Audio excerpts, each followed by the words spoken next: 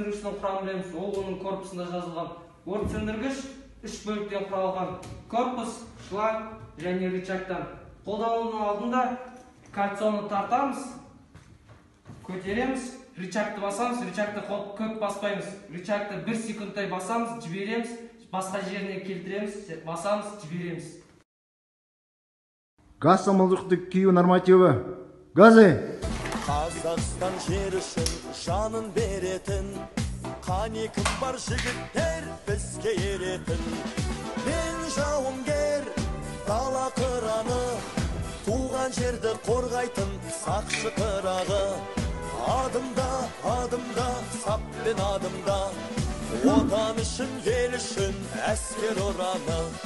Мен жауынгер, қазақ ұланы, отан сөзі жүректе әркез тұрады. Адымда, адымда, саппен адымда, Қазақстан кең байтақ, мәңгі тұрағын.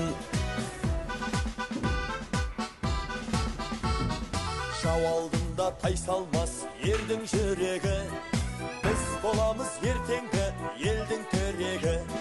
Ұйқы көрмей түн қатып бейбіт ел үшін, асып қанды қиямыз қазақ жер үшін. Мен жауынгер, дала қыраны, туған жерді қорғайтын сақшы қырағы. Адымда, адымда, саппен адымда, отан үшін, ел үшін әскер ұраны. Мен жауынгер, қазақ ұланы, отан сөзі жүректе әркез тұрады.